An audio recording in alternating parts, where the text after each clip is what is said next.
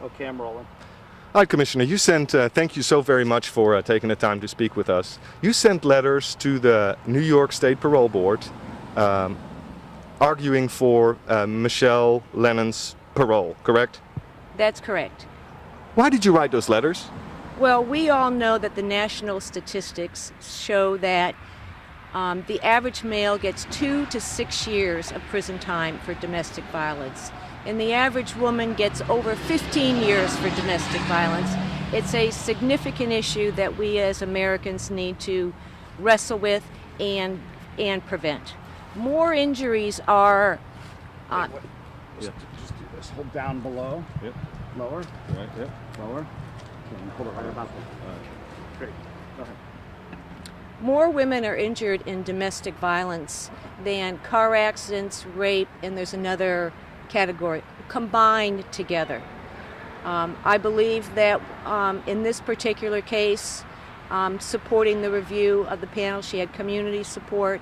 In Palm Beach County, we have programs to reintroduce and support felons, criminals, back into our society. And again, clearly with the data that shows that the average male gets between 2 and 6 years of prison time, when the average female gets over 15 years. There's a significant discrepancy there that we need to address. Do you know Michelle Lennon? No, I don't. Did you, prior to sending these letters, did you ask yourself, or did you consult with any legal or ethics people on whether it was okay for you to write these letters on county letterhead? I've been involved for many years with looking at AVDA, that's Aid to Women of Domestic Violence, and working in the legislature to change some of the laws. So I'm familiar with many of the statistics and what happens. And 20 years ago, the old adage was, well, she must have deserved it if she only listened to her husband. And there's a long litany of misperceptions out there with regards to domestic violence. So are you saying that, what are you trying to say, that Michelle Lennon was a victim of domestic violence?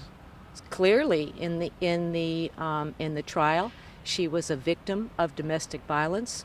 She was also, unfortunately, participated in the strip club environment and feared for her life.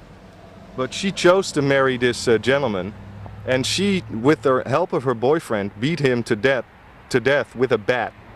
You're aware of that, right? This was a brutal murder. She maybe some people would say she could have run away, and she did. She had a boyfriend, Tomasi, who was also her cocaine dealer. So your question is? My question is, why do you think she was a victim of domestic violence, and why did she not run away? I think if you look at the research with regards to the situations in the mental state of women that are involved with domestic violence, particularly 20 years ago when police officers would not respond to a call, that when society as a whole would say to you, well, it's your fault if you only listened to your husband.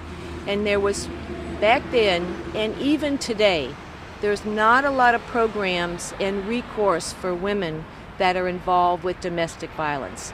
And even our courts and juries, when an average male will get 2 to 6 years of prison time and women get over 15 years, we have a significant discrepancy in the United States in how we view domestic violence. And it was certainly, it was unfortunate what happened to the wife of the football player, but it has brought significant awareness to domestic violence, and many thousands of women are now coming forward and reporting domestic violence because it's not okay.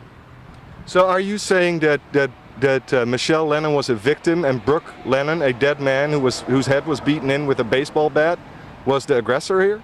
I can't say that. I wasn't at the trial.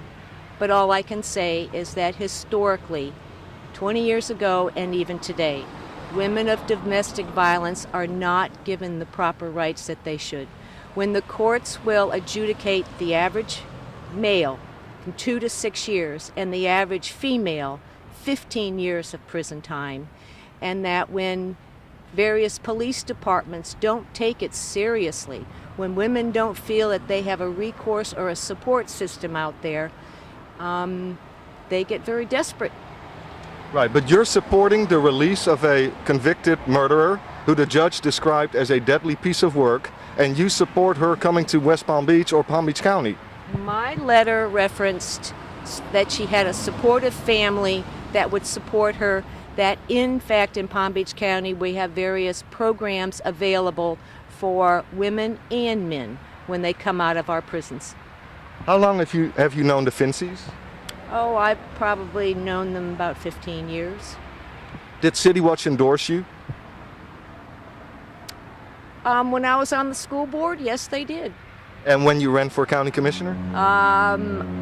Well, this time I was unopposed, and when I ran for county commission, I'm not sure how active they were. I don't recall back then.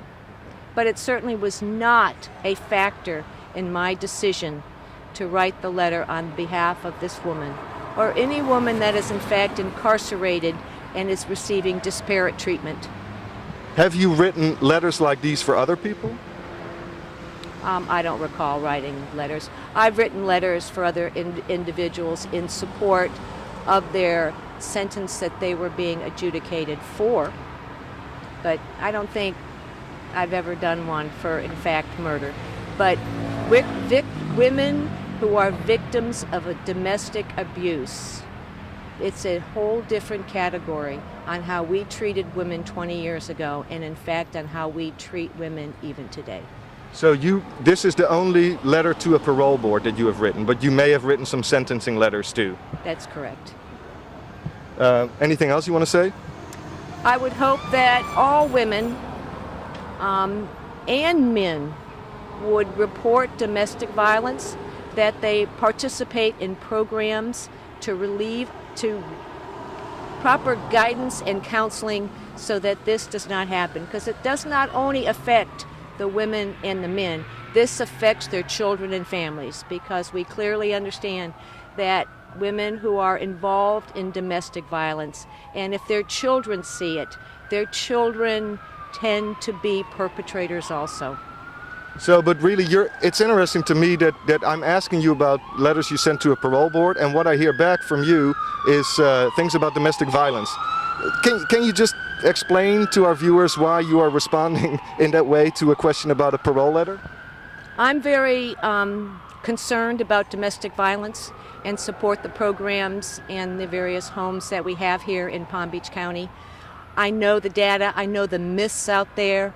I know, again, I'll say it again, that the average male gets between 2 and 6 years. But what does this have to do with the parole letter you sent for Michelle Lennon, who viciously murdered her husband?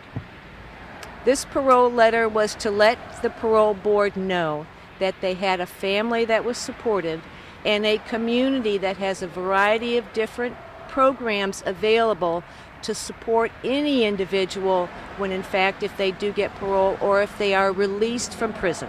Right. So some people would say that you wrote these letters as a commissioner on county letterhead, that maybe that raises ethical concerns. What do you say to these people? I don't see that it raises any ethical concerns. I'm an advocate for women. I'm an advocate to prevent any type of abuse. All right, thanks so much for your time. I appreciate it. You have that question, Andy? You good? Yeah. All right, good. Thanks so much.